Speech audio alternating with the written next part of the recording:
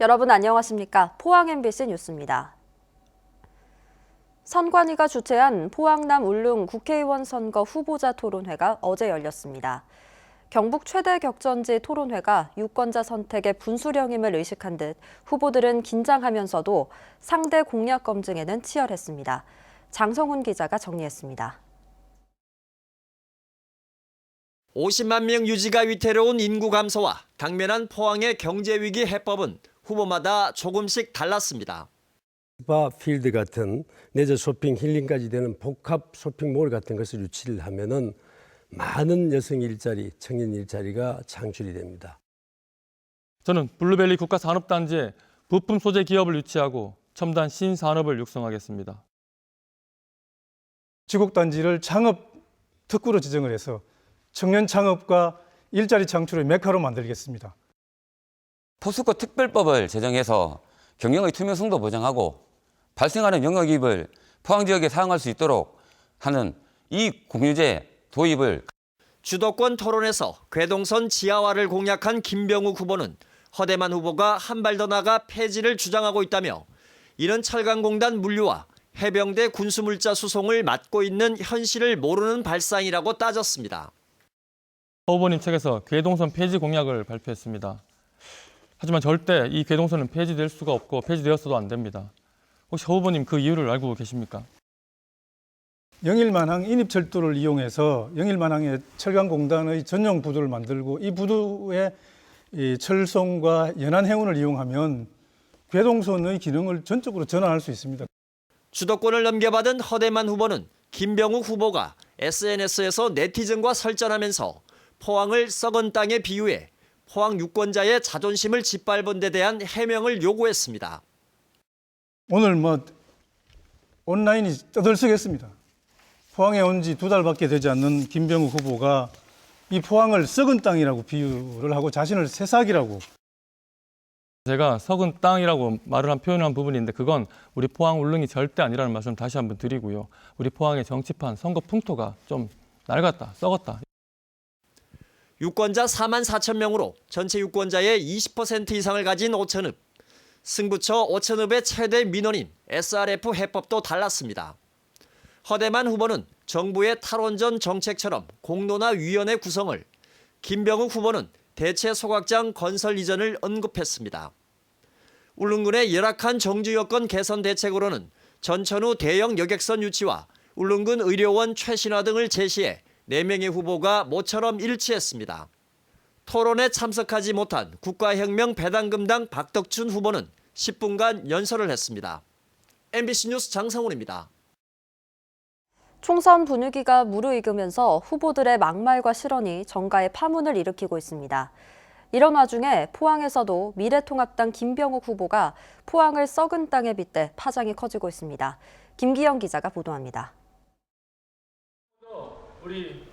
13년 국회의원 보좌관 경력으로 소개해 허위사실 공표 혐의로 선관위에 고발된 사안을 놓고 미래통합당 김병욱 후보는 SNS에서 썩은 땅에 새싹 하나 틔우기 힘들다며 네티즌과 논쟁을 벌였습니다.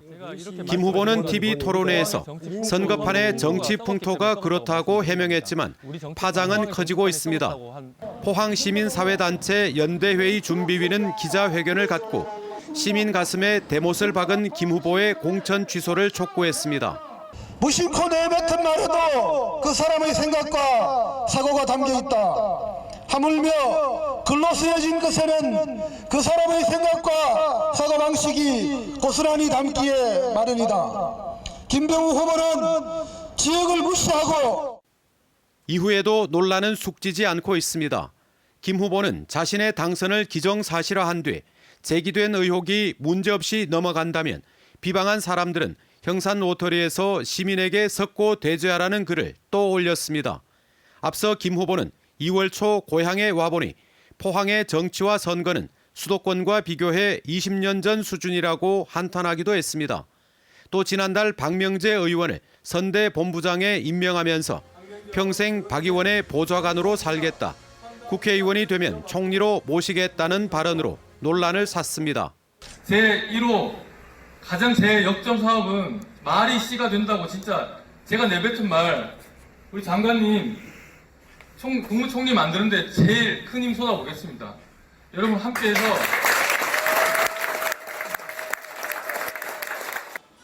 후보도 유권자와 논쟁할 수 있고 당원 행사에서 한 덕담 수준의 발언을 두고 지나치게 트집 잡는다는 역풍을 맞게 될지, 정치 신인이 텃밭 정당의 공천을 받고 오만해졌다는 비판을 받게 될지 유권자의 판단에 귀추가 주목됩니다. MBC 뉴스 김기영입니다. 경북에서 코로나19 확진 환자가 7명 추가로 발생해 오늘 새벽 0시 기준 1,327명을 기록했습니다. 신규 확진 환자는 예천에서 5명, 경산에서 2명 발생했습니다.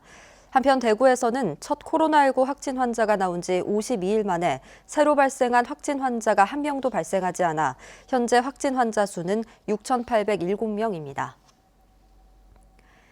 21대 국회의원 선거 사전투표가 오늘과 내일 이틀 동안 진행됩니다. 투표 시간은 오전 6시부터 오후 6시까지로 유권자는 전국 3,508개 어느 사전투표소에서나 별도 신고 없이 사전투표를 할 수 있습니다. 경북 선관위는 경주 현대자동차 연수원과 경주 농협연수원 등 생활치료센터 5곳에도 사전투표소를 설치해 격리된 환자들의 투표를 지원합니다. 선관위는 유권자들이 안심하고 투표할 수 있도록 첫날 투표를 마감한 뒤 모든 투표소에 방역 작업을 진행한다고 밝혔습니다.